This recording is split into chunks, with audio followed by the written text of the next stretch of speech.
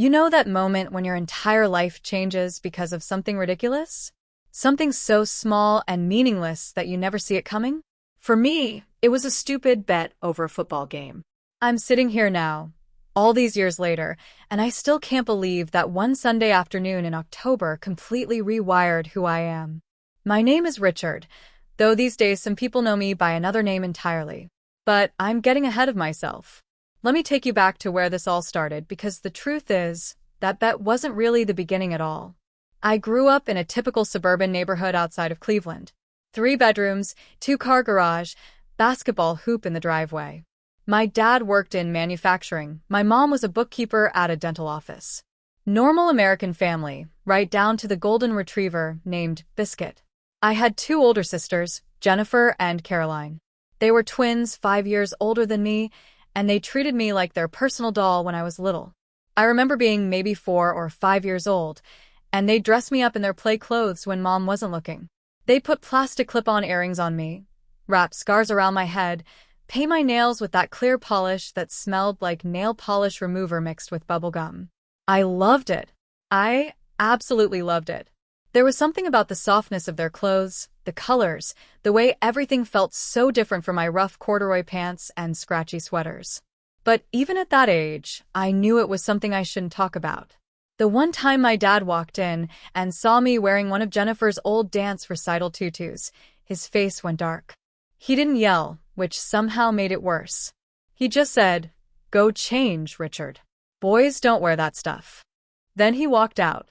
Jennifer cried. I never forgot the look on his face. After that, the dress-up game stopped. My sisters got older, got interested in boys and makeup and high school drama. I got into sports because that's what boys did. I played baseball, badly. I tried basketball, even worse. I was decent at soccer, mostly because I could run fast and nobody really expected much else from me. I made friends with the other boys in the neighborhood. We rode bikes, played video games, did all the normal kid stuff. But sometimes, late at night in my room, I'd think about those soft fabrics and bright colors. I'd wonder what it would feel like to try on my mom's clothes when nobody was home. I never did, though. The fear was too strong. Middle school was rough for everyone, but I think it was particularly brutal for kids like me who were already confused about things we didn't have words for. I wasn't attracted to boys, not in that way. I had crushes on girls like everyone else in my friend group. But there was something else, something deeper that I couldn't explain. I'd see girls walking down the hallway in their outfits, and I wouldn't just think they looked pretty. I'd think about what it would feel like to wear what they were wearing, to move through the world the way they did, to be seen the way they were seen. High school came and went in a blur of trying to fit in. I dated a girl named Michelle for most of junior year. She was sweet, into theater, had this laugh that sounded like wind chimes. We'd make out in her basement while her parents were upstairs. Normal teenage stuff. But I always felt like I was performing a role, like I was reading lines someone else had written for me. When we broke up before senior year, she told me I seemed distant, like I was always somewhere else in my head. She wasn't wrong. College was supposed to be different. Everyone says that, right? College is where you find yourself. I went to Ohio State, got a degree in business administration, because I didn't know what else to do. I joined a fraternity because my roommate pledged and dragged me along. I drank too much beer, went to too many parties, slept with a few girls whose names I'm ashamed to say I don't remember anymore.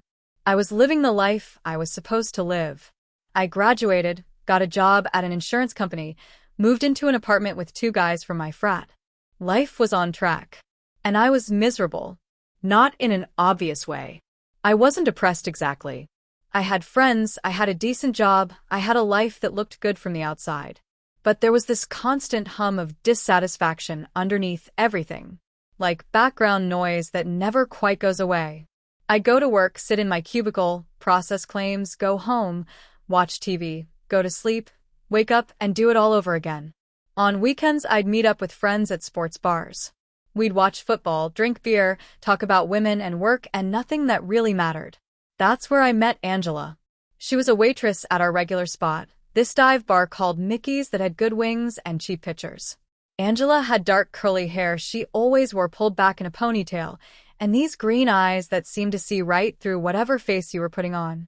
She was funny, quick with comebacks, didn't take any garbage from drunk customers.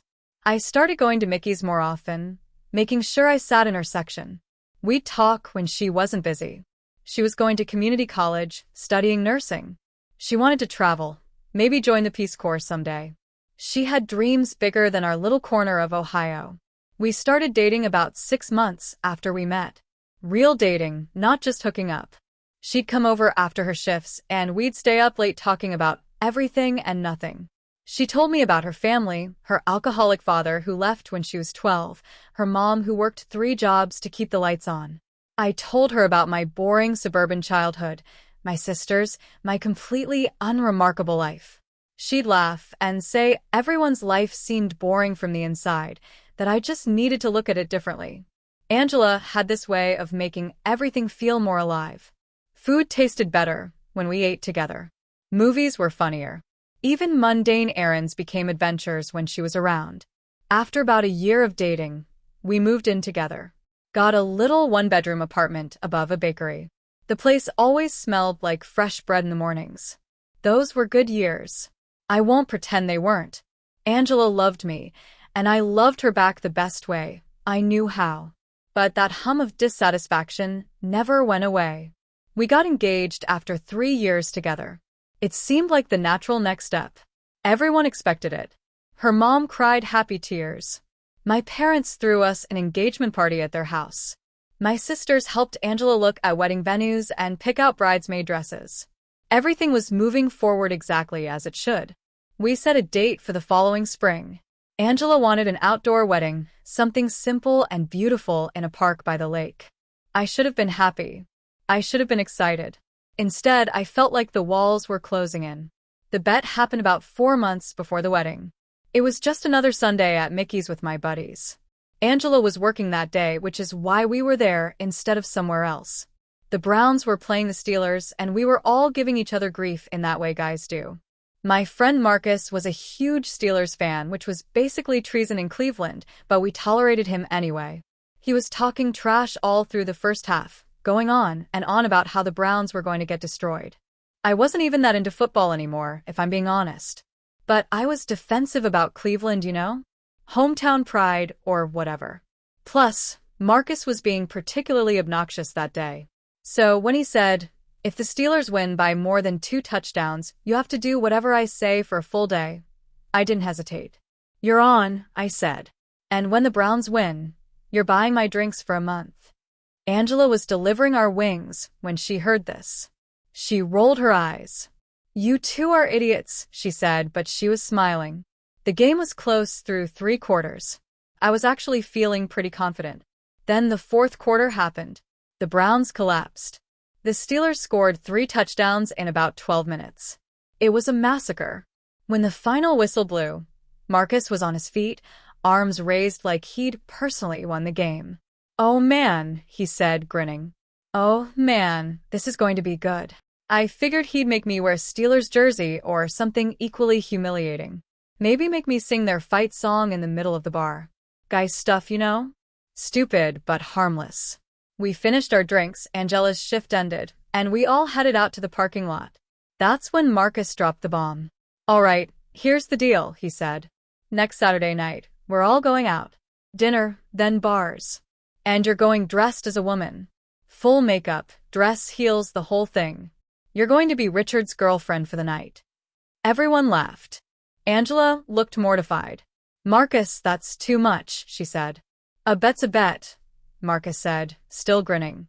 "Come on, it'll be hilarious. One night. What's the harm?" I felt something strange happen in that moment. Everyone was looking at me, waiting to see how I'd react. Waiting for me to laugh it off or get mad or back out of the bet. And underneath the embarrassment and the shock, there was something else. Something that felt almost like excitement. Like a door I'd kept locked for 30 years had suddenly cracked open just a sliver. "Fine," I heard myself say. "One night. But you're all buying my drinks." Angela was quiet on the drive home. When we got back to our apartment, she finally spoke. "You don't have to do this," she said. "Marcus was just being a jerk. Nobody's going to hold you to it." "A bet's a bet," I said, echoing Marcus's words. Besides, it's just one night. It'll be funny. She looked at me for a long moment, and I wondered if she could see something in my face that I was trying to hide. Finally, she shrugged. Okay, she said. If you're going to do this, we should at least make sure you look good. I'm not going out with you looking like a bad drag queen. That week leading up to Saturday was strange. Angela seemed to treat the whole thing like a fun project. She took me shopping at thrift stores, found a simple black dress that would fit me, picked out shoes that weren't too tall. She said if I was going to humiliate myself, I should at least be comfortable. We bought makeup, practiced at home one night. She taught me how to blend foundation, how to apply eyeliner without poking myself in the eye, how to put on lipstick without looking like a kid who got into their mother's purse. I was terrible at all of it. My hands shook. I couldn't get the lipstick to stay in the lines. But Angela was patient, laughing when I messed up, gently correcting me. And the whole time, I felt that same strange excitement mixed with terror. When I looked in the mirror with a full face of makeup for the first time, I didn't recognize the person looking back. But I also didn't hate what I saw. Saturday came too fast and not fast enough. I was a bundle of nerves all day. Angela seemed surprisingly calm about the whole thing. She helped me get ready in our bedroom, treating it like she was helping a girlfriend prepare for a night out. She did my makeup better than I ever could have, chose a simple outfit that wouldn't draw too much attention, let me borrow a wig she'd used for a Halloween costume a few years back. It was shoulder-length and brown, close enough to my natural color that it didn't look completely ridiculous. When she was done, she stepped back and looked at me critically. "What do you think?" she asked. I looked in the full-length mirror on our closet door. The person staring back at me was surreal. It was clearly me, my face under the makeup, my body in the dress. But it was also someone completely different. Someone I'd seen in dreams, but never thought I'd actually become, even for one night. "I look ridiculous," I said, because that's what I was supposed to say. "Actually," Angela said slowly, "you look kind of pretty." That word hung in the air between us. Pretty. Not funny, not absurd, not embarrassing. Pretty. We met Marcus and the rest of the group at an Italian restaurant across town, somewhere none of us usually went. When I walked in, there was the expected burst of laughter and catcalls. Marcus looked incredibly pleased with himself. But after the initial jokes died down, something interesting happened. People just kind of accepted it. The waitress called me ma'am, and nobody corrected her. We ate dinner, had wine, talked about normal stuff. A couple at the next table smiled at us warmly. Nobody pointed or stared or made a scene. I started to relax. The dress felt less strange. The heels were manageable as long as I walked slowly. I caught Angela watching me a few times with this expression I couldn't quite read. Not disapproval exactly. Something more like curiosity. After dinner, we headed to a bar downtown. It was crowded, dimly lit, loud with music and conversation. The guys bought the first round of drinks as promised. We found a booth in the back. And then something shifted. Maybe it was the alcohol, maybe it was the anonymity of being in a place where nobody knew us, but I felt something inside me settle. Like a key turning in a lock. Like coming home after a long trip to a place you'd forgotten you loved. I wasn't performing anymore. I was just existing. And existing felt good. Marcus eventually got bored of the joke. The other guys started talking about sports and work. But Angela kept watching me. At one point, she leaned over and whispered in my ear, "Are you okay?" I nodded.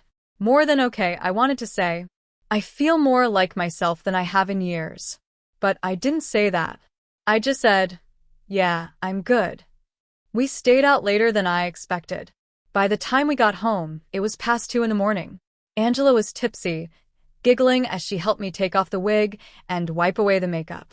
But when most of it was gone, and I was just standing there in the dress looking at myself in the bathroom mirror, she got quiet again. "Richard," she said softly, "can I ask you something?" I turned to look at her. "Sure." "Did you enjoy tonight?" The question hung there between us, heavy with implications. I could have laughed it off. Could have said it was funny, embarrassing, a stupid bet I was glad was over. That would have been the safe answer. The expected answer. But standing there at 2 a.m., still wearing a black dress in our tiny bathroom. I couldn't lie to her. "Yeah," I said quietly. "I did." She nodded slowly, like she'd suspected as much. That's what I thought. We didn't talk about it anymore that night. We went to bed, fell asleep quickly. But the next morning, everything felt different. I woke up first, looked over at Angela sleeping beside me, and felt a wave of panic. What had I admitted? What did she think of me now? Was she disgusted? Confused? Angry? But when she woke up, she just kissed me good morning like always. Made coffee, like always. We had breakfast and read the Sunday paper, and everything seemed normal. Except it wasn't normal. Not anymore. That door that had cracked open wasn't closing again. A few days passed. We didn't talk about Saturday night. Life went back to its regular rhythm. Work, home, dinner, TV, sleep. But I kept thinking about that night. How good it had felt. How right. I found myself looking at Angela's clothes in our closet when she wasn't around, wondering what it would be like to wear them again, not as a joke, not because of a bet, but just because I wanted to. It was Thursday evening when Angela brought it up again. We were doing dishes after dinner, that quiet domestic routine we'd fallen into. She was washing, I was drying. Out of nowhere, she said, "I've been thinking about Saturday." My heart started pounding. "Yeah, I think we should talk about it," she said, not looking at me, focusing on the plate she was scrubbing. "About what it meant. What you felt." I put down the dish towel. "Angela, I don't know what it meant. It was just one night.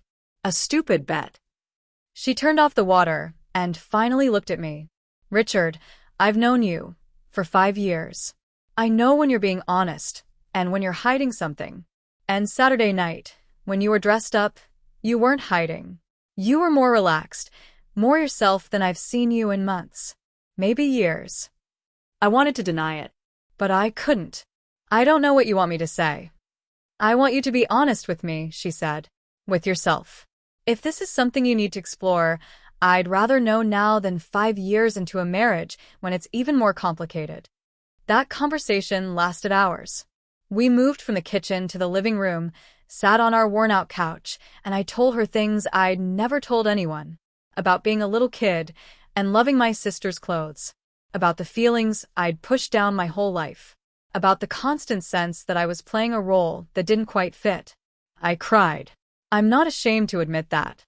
I cried because I was terrified and relieved and confused all at once. Angela listened to everything. She asked questions.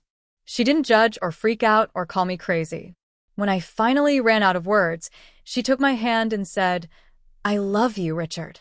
And if this is part of who you are, then we figure it out together. But you can't keep hiding it. You can't marry me while pretending to be someone you're not. That's not fair to either of us." "What are you saying?" I asked, afraid I already knew the answer.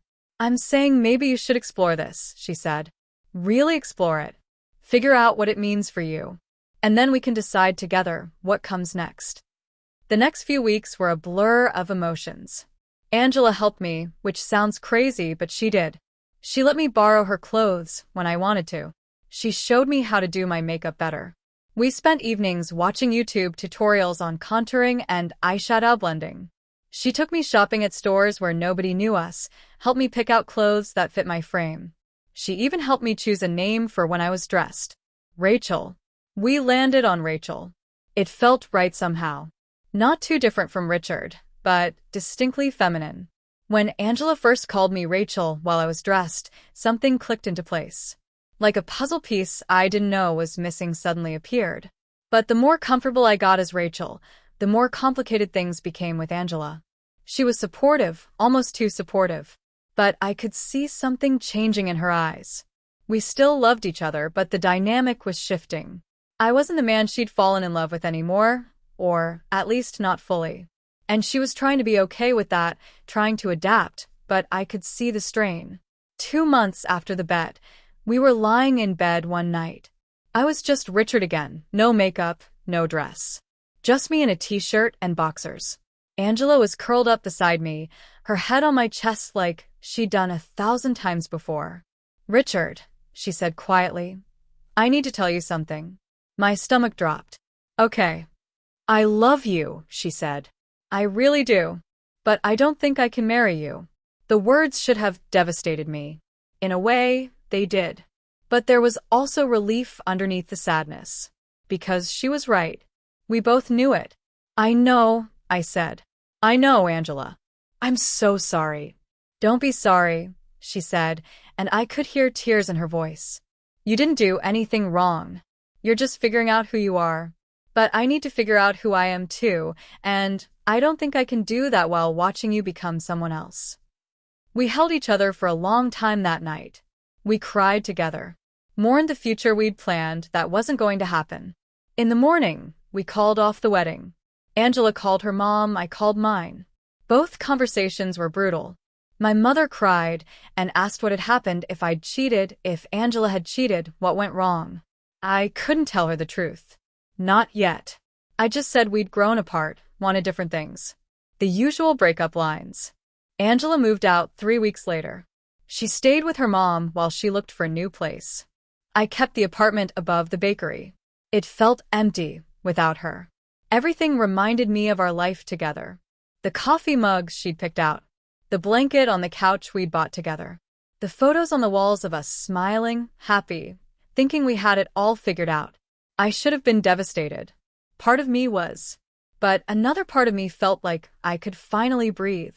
Like I'd been holding my breath for 30 years, and someone had just told me it was okay to exhale. That's when I started living as Rachel more often. Not all the time, but enough. I'd come home from work, change clothes, put on makeup. I'd make dinner as Rachel, watch TV as Rachel, clean the apartment as Rachel. It felt natural. It felt right. But I was still terrified of anyone finding out. I'd only go out late at night, bundled up in a coat, even when it wasn't that cold, afraid someone from work might see me. One night about a month after Angela left, I was at a grocery store at 11 p.m., dressed as Rachel because I needed milk and figured the store would be empty. I was in the dairy aisle, grabbing a gallon, when I heard a familiar voice behind me. Richard? I froze. Turned around slowly. Standing there with a shopping basket was Karen, a woman from my office. She worked in accounting 2 floors up from me. We'd been in meetings together, said hello in the hallway. She was looking at me with confusion written all over her face. This was it. My secret was out. My career was over. My life as I knew it was done. But then Karen's expression shifted. Not to disgust or shock, but to something else. Understanding, maybe? She took a step closer and said quietly, I'm sorry. I thought you were someone else. My mistake. She smiled gently, then walked away. Left me standing there shaking in the dairy aisle, clutching a gallon of milk like it was a life preserver. But here's the thing, she knew. I could tell from the look in her eyes that she'd recognized me.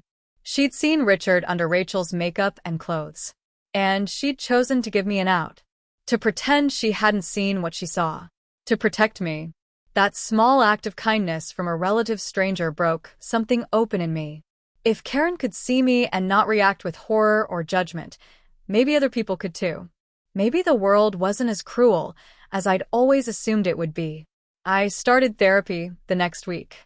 Found a counselor who specialized in gender identity issues. Her name was Dr. Patricia Morrison, and she had this calm, matter-of-fact way of talking about things that had always seemed impossible to discuss. She asked me questions nobody had ever asked before. Not just about wanting to wear women's clothes, but about who I was underneath everything. What made me feel authentic? What made me feel alive? Through our sessions, I started to understand that this wasn't just about clothes or makeup or a feminine name. It was about a fundamental disconnect between who the world saw me as and who I actually was. Dr. Morrison introduced me to terms I'd heard before, but never applied to myself. Gender dysphoria, transgender, non-binary. She helped me understand that there wasn't one right way to be, that identity existed on a spectrum, that I didn't have to have all the answers right away. The question isn't what label fits you, she said during one session. The question is what makes you feel most like yourself. And only you can answer that. I started attending a support group she recommended. It met every other Tuesday night in the basement of a community center across town. The first time I went, I was terrified. I sat in my car outside the building for 20 minutes before I finally worked up the courage to go inside. But when I walked into that room and saw other people like me, people who understood what it felt like to live in a body that didn't match the person inside, something in me relaxed.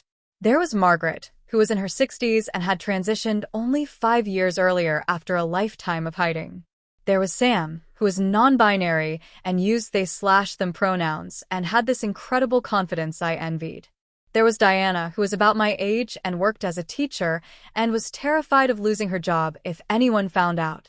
We shared our stories, our fears, our tiny victories. They became my lifeline. Months passed. I started living as Rachel more and more. I came out to my sisters first. Jennifer was shocked but supportive. Caroline had more questions, needed more time to process, but eventually came around. Telling my parents was harder. My mother cried, asked where she'd gone wrong. My father barely spoke to me for weeks. But slowly, painfully slowly, they started to accept it. Or at least accept that this was happening whether they understood it or not. Work was the biggest hurdle. I couldn't keep hiding forever. Every day I went to the office as Richard felt more and more like putting on a costume. I talked to HR, which was terrifying. But they were surprisingly supportive, walked me through the company's policies, helped me plan how to transition in the workplace. We set a date. 6 months from that conversation, I would come to work as Rachel. They'd send out an email to my department, explaining the situation, asking for respect and professionalism. Those 6 months were the longest of my life, but I used the time to prepare. I worked with Dr. Morrison on strategies for handling difficult situations. I practiced responding to questions I knew people would ask. I legally changed my name to Rachel Marie Thompson. When the paperwork came back with my new name printed officially on it, I cried. Rachel Marie Thompson. That was me. That was who I'd always been. The day I went to work as Rachel for the first time, I barely slept the night before. I changed my outfit 4 times, redid my makeup twice. I was convinced it would be a disaster. That people would stare, laugh, refuse to work with me. But when I walked into the building that morning, heart pounding so hard I thought everyone could hear it, something unexpected happened. Most people didn't react at all. Karen from accounting smiled at me in the elevator and said good morning like she did every day. My boss, Tom, shook my hand in his office and said he appreciated me being honest about who I was, that I was a valuable employee regardless of what name I went by. A few people were awkward, sure. A few asked questions that were too personal. But nobody was cruel. Nobody told me I was a freak or that I didn't belong. That first week was exhausting. Every interaction felt loaded. But by the second week, it started to feel normal. People adjusted. Life went on. I was still processing insurance claims, still going to meetings, still grabbing coffee in the break room. Just as Rachel instead of Richard. About a year after Angela and I broke up, I ran into her at a coffee shop downtown. I'd just left therapy and stopped for a latte. When I walked in, I saw her sitting by the window with a book. She looked up, saw me, and for a moment, neither of us moved. Then she smiled. A real smile, warm and genuine. She waved me over. Rachel, she said when I reached her table. You look good. Thanks, I said, not sure what else to say. You too. We talked for over an hour. She told me about her new job at a hospital, how she'd finally finished her nursing degree. I told her about work, about therapy, about the support group. It was easy and hard at the same time. Seeing her brought back all the memories of who we'd been together, the life we'd planned. I'm proud of you, she said as we were getting ready to leave. I know that probably sounds weird coming from me, but I am. It took a lot of courage to do what you did. I couldn't have done it without you, I said honestly. You gave me permission to figure this out. You could have just left, been angry, told me I was crazy. But you didn't. I loved you, she said simply. Still do, in a way. Just differently now. We hugged goodbye outside the coffee shop. I watched her walk away down the street, and I felt at peace with how things had ended between us. She'd been exactly what I needed when I needed it, even if it hadn't worked out the way either of us planned. Life as Rachel slowly became just life. The novelty wore off. People at work stopped asking questions. My family stopped treating it like a big deal. I went on dates, which was terrifying and exciting. Some men couldn't handle it when they found out I was trans. Some women were curious, but ultimately not interested. But some people saw me just as Rachel, and those were the connections that mattered. I met David at a bookstore. I was browsing the mystery section, and he asked if I had any recommendations. We got to talking, discovered we had similar taste in books and terrible taste in reality TV. He asked for my number. We went out for coffee, then dinner, then more dinners. On our fourth date, I told him my story. All of it. The bet, Angela, the transition, everything. He listened quietly, then said, "Thanks for trusting me with that. Must have been scary to tell me." It was, I admitted. "Well, for what it's worth, I like you," he said. "I like Rachel. That's who you are now, right? That's who's sitting across from me." "Yeah," I said, feeling a weight lift off my chest. "That's who I am." David and I dated for 2 years. It didn't work out in the end. We wanted different things, different futures. But he taught me that it was possible to be loved as Rachel. That the right person wouldn't see my past as a deal breaker, just as part of my story. I'm 52 now. That bet was over 20 years ago. Sometimes it feels like it happened to someone else in another lifetime. Richard feels like a character I used to play, a role I inhabited for 3 decades before I finally got to step off stage. Rachel is who I've always been, even when I didn't have the words or the courage to admit it. People ask me sometimes if I regret how long it took. If I wish I'd figured this out sooner, transitioned earlier, lived more of my life as myself.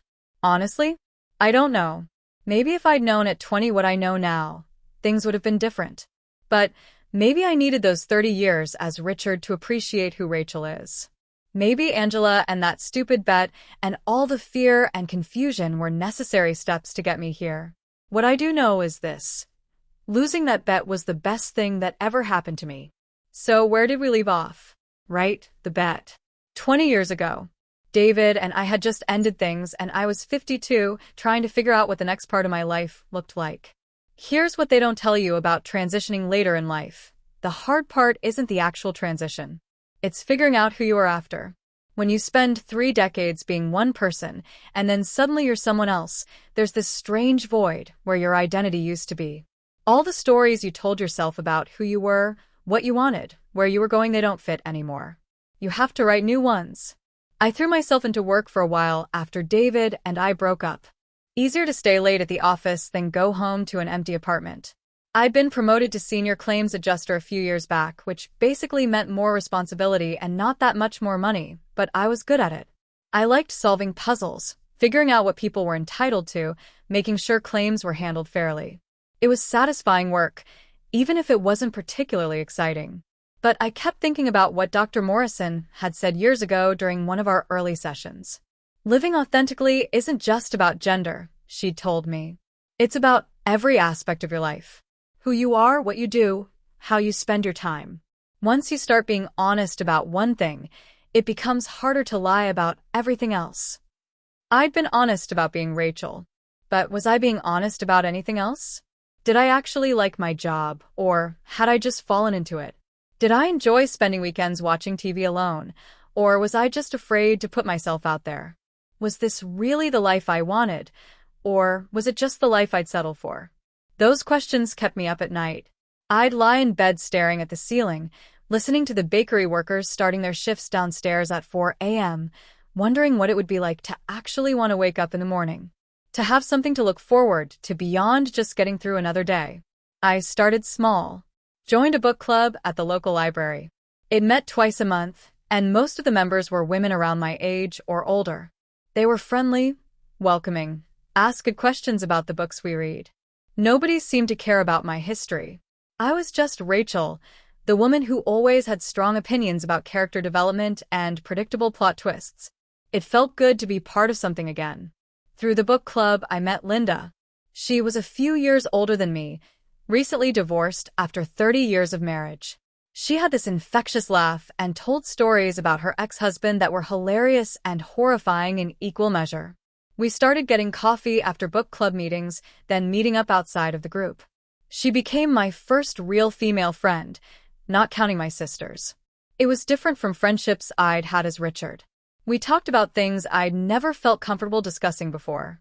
Relationships, feelings, fears about getting older, frustrations with the world. Linda didn't see me as trans or as someone with a complicated past. She just saw me as her friend. One night, we were at her house drinking wine after book club, and she said something that stuck with me. You know what the best part about being divorced is? I get to decide who I am now. Not who my husband wanted me to be, not who my kids needed me to be when they were little. Just me. I'm 58 years old, and I'm finally figuring out what makes me happy.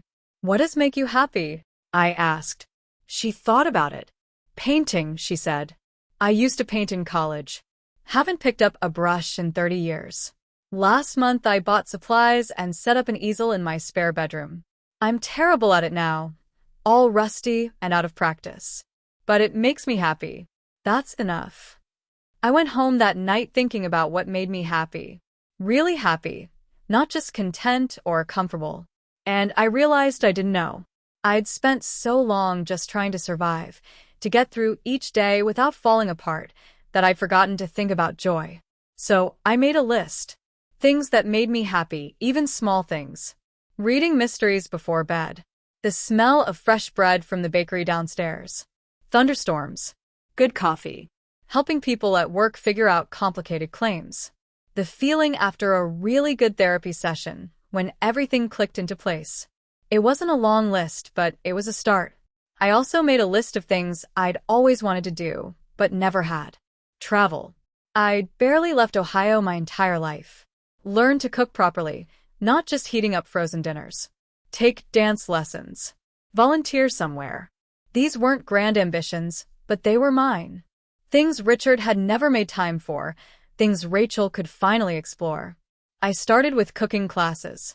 Found a community center that offered them on Wednesday nights. The instructor was a retired chef named Maria who had zero patience for people who didn't take food seriously, but somehow I loved her intensity. She taught us knife skills, basic sauces, how to season properly. I was terrible at first. Burned things, under-seasoned everything, once set off the smoke alarm making caramelized onions. But I got better. And more importantly, I enjoyed the process. There was something meditative about chopping vegetables, about following a recipe and seeing it transform into something delicious. I invited Linda over for dinner once I felt confident enough. Made chicken piccata with roasted vegetables and a salad. She brought wine and flowers and said it was the best meal she'd had in months, which was probably an exaggeration but felt good to hear anyway. We made it a regular thing. Once a month, I'd cook, she'd bring wine, we'd talk for hours. Those dinners became something I looked forward to, a reminder that life could be simple and good. Around this time, my mother got sick. Cancer, aggressive and fast-moving. She'd been in remission for years, but it came back with a vengeance. My dad called me on a Tuesday morning, voice shaking. "You should come home," he said, "if you want to see her." I drove to Cleveland that afternoon, took 2 weeks off work. My sisters were already there. We took turns sitting with Mom, holding her hand, telling her stories to keep her mind off the pain. She'd always been a complicated figure in my life. Loving but traditional, supportive but confused by me. She'd never fully understood why Richard had become Rachel, but she'd tried. That counted for something. One afternoon when we were alone, she squeezed my hand and said, "I'm sorry I didn't understand sooner." "Understand what, Mom?" "Why you needed to do what you did. Why you needed to be Rachel." Her voice was weak, labored. "I kept thinking you were rejecting who I raised you to be. But you weren't, were you? You were just trying to be honest." I felt tears streaming down my face. "Yeah, Mom. That's all it ever was." "I wish I'd made it easier for you," she said. "I wish I'd been braver." "You were brave," I told her. "You tried.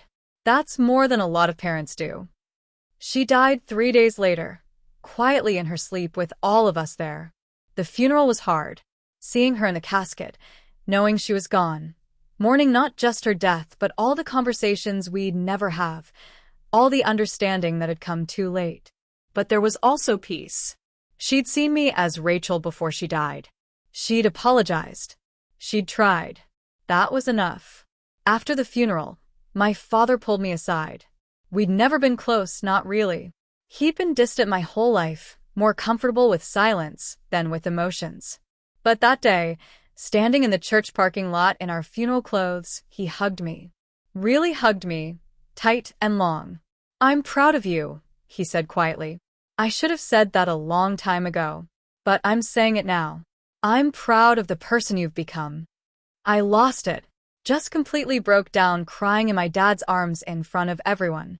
All the years of wanting his approval, of thinking I'd disappointed him, of believing he saw me as a failure, it all came pouring out. And he just held me, this man who'd never been good with emotions, and let me cry.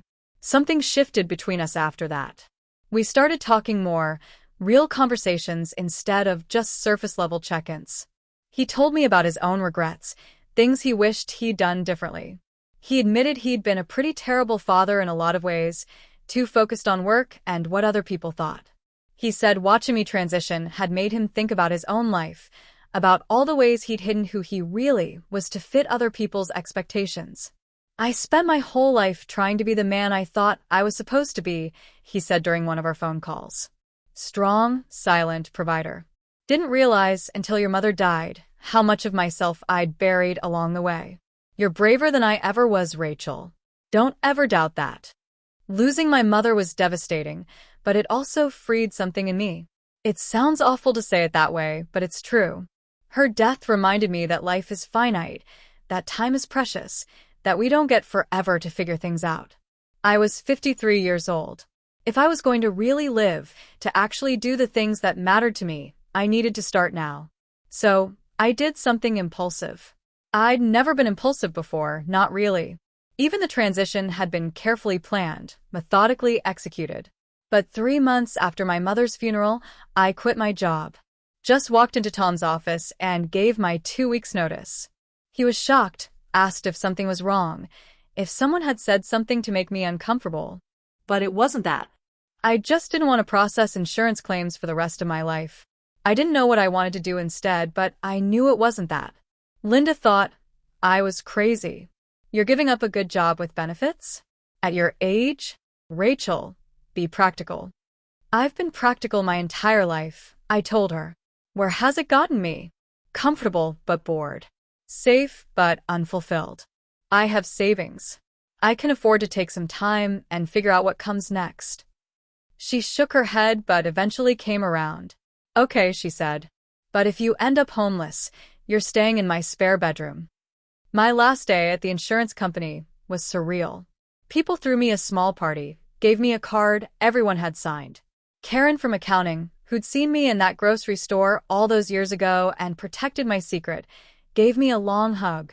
"I hope you find whatever you're looking for," she said. "Me too," I replied, because I had no idea what that was yet. For the first few weeks after leaving my job, I felt untethered. No alarm clock, no schedule, no structure. I'd wake up and the whole day stretched out before me, empty and full of possibility in equal measure. It was terrifying and exhilarating. I painted my apartment, something I'd been meaning to do for years. I read books in the middle of the day. I took long walks around the city, exploring neighborhoods I'd never had time to visit before. I also started volunteering at an LGBTQ youth center downtown. It was something I'd thought about for a while but never made time for when I was working. The center offered support groups, resources, a safe space for kids who needed it. I worked at the front desk mostly, checking people in, answering phones, making sure everyone felt welcome. The kids who came through those doors reminded me so much of myself at that age. Scared, confused, desperately trying to figure out who they were while the world told them they were wrong. But they were also braver than I'd ever been. They were being honest about their identities at 15, 16, 17. They weren't waiting until they were 30 to start living authentically. I met a teenager named Jamie who was non-binary and dealing with parents who refused to use their correct pronouns. We talked during their shifts volunteering, and I'd share bits of my story. How hard it had been, how scary, but also how worth it. Jamie told me once that talking to me gave them hope that things could get better, that they could survive this part of their life, and come out the other side whole. That conversation stuck with me. The idea that my story, my messy, complicated, painful story, could help someone else. It made me think about all the people who might be going through what I'd gone through, who might feel as alone as I had felt.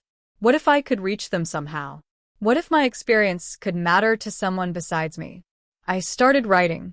Just for myself at first, journal entries about my journey. How the bet happened, how Angela had responded, how I'd navigated coming out and transitioning. But the more I wrote, the more I realized I wanted to share it.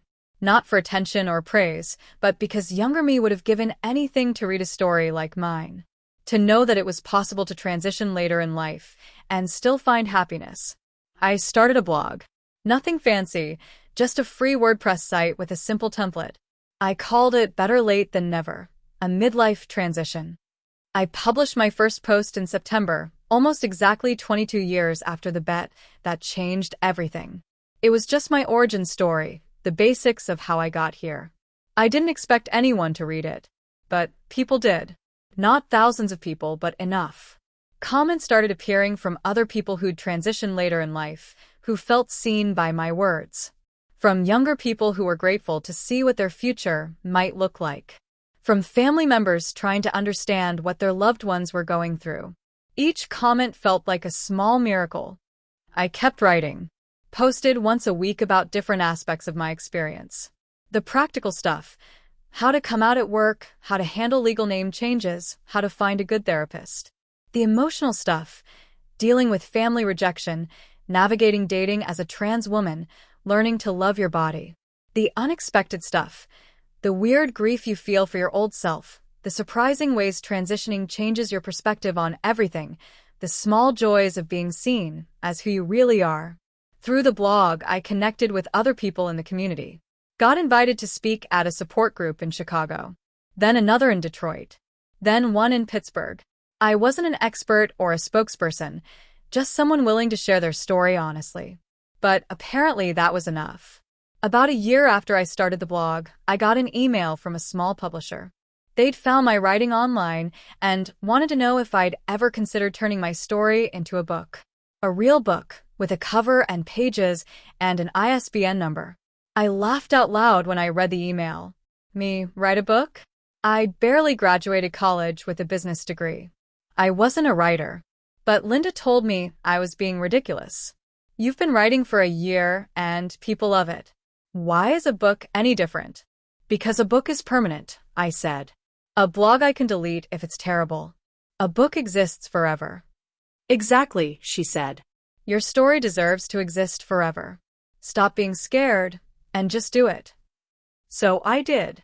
Spent the next 8 months writing and rewriting, working with an editor who was patient with my lack of experience but pushed me to go deeper, to be more vulnerable. The process was excruciating and cathartic in equal measure. Revisiting all those memories, all that pain and confusion and eventual joy, forced me to really process everything that had happened. To see my life as a coherent narrative instead of just a series of random events. The book came out the following spring. It wasn't a bestseller or anything close to it, but it found its audience. I did readings at bookstores and libraries. I got interviewed on a few podcasts. I heard from readers who said my story had given them courage to come out, to transition, to live authentically. That feedback meant more to me than any amount of money or recognition ever could. One of those readers was my father. He called me after he'd finished the book, voice thick with emotion. I had no idea, he said. I knew it was hard for you, but I didn't understand how hard. How much pain you were in for so long. I got pretty good at hiding it, I said. Too good, he replied. I'm sorry I didn't see it. I'm sorry I didn't make it safe enough for you to tell me. Dad, you're here now. That's what matters. We talked for over an hour that night. He told me he'd given copies of the book to some of his friends, men his age who didn't understand this transgender stuff, as he put it. He said it had opened their eyes, made them think differently. I was proud of him for that, for being willing to educate himself and others even when it was uncomfortable. Around this time, I met Elizabeth. She came to one of my book readings at a library in Columbus. Afterward, she approached me to get her copy signed. She was a few years younger than me, had warm brown eyes and silver hair cut short. We ended up talking for 20 minutes, way longer than I talked to anyone else there. She was smart, funny, asked questions that showed she'd really engaged with the book. Before she left, she handed me her business card. "I know this is forward," she said, "but if you'd ever want to get coffee and talk more, I'd love that. No pressure, though." I looked at the card. Elizabeth Chun, therapist. I smiled. "I'd like that," I said. We got coffee the following week. Then dinner the week after that. Then we started seeing each other regularly. Elizabeth had her own complicated history. She'd been married to a man for 15 years before realizing she was a lesbian. Had 2 kids who were grown now, and mostly accepted her sexuality, though it had been rocky for a while. She understood what it was like to come to major realizations about yourself later in life, to have to rebuild your identity from scratch.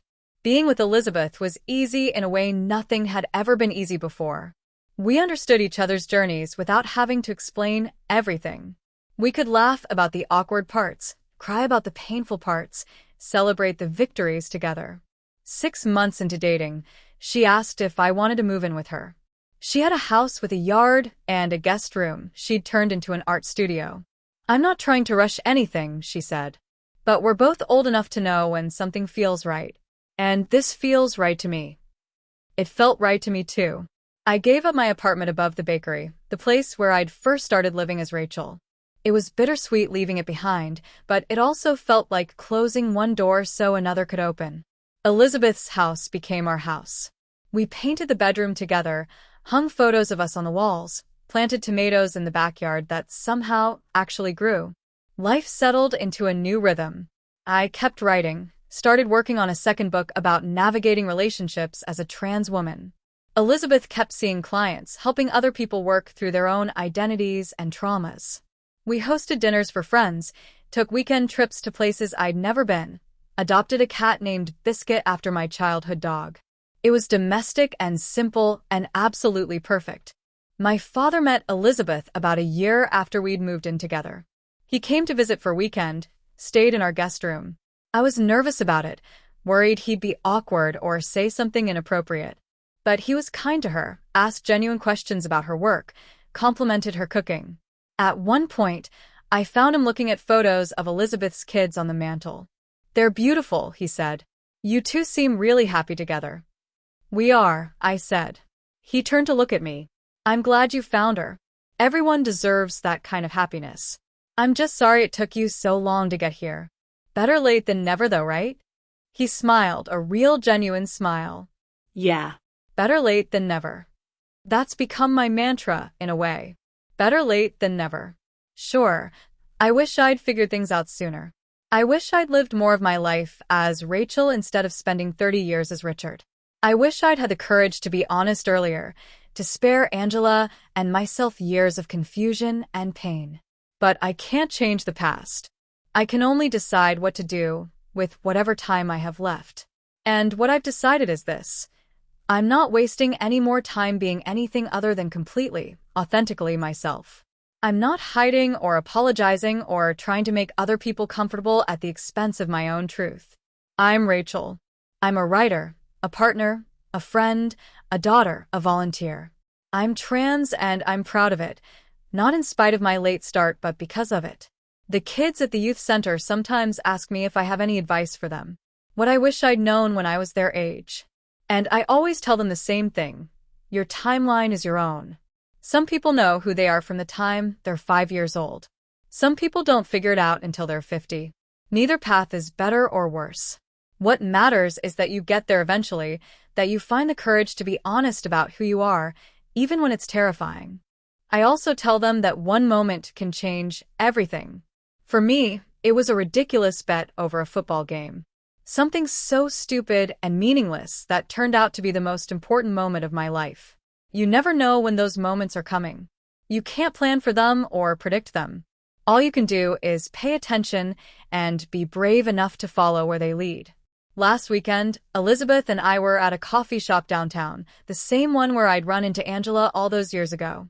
We were sitting by the window, reading the paper, drinking our lattes in comfortable silence.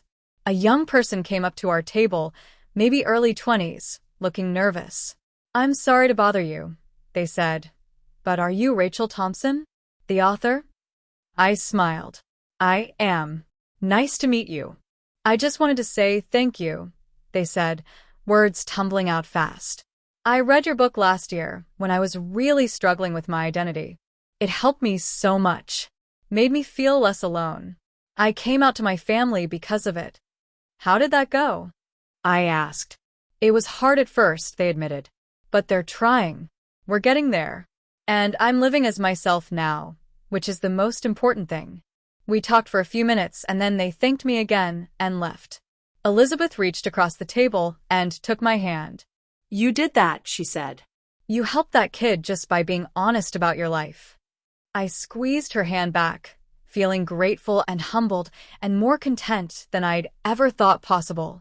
This life, this second act that started with a stupid bet, had turned into something beautiful.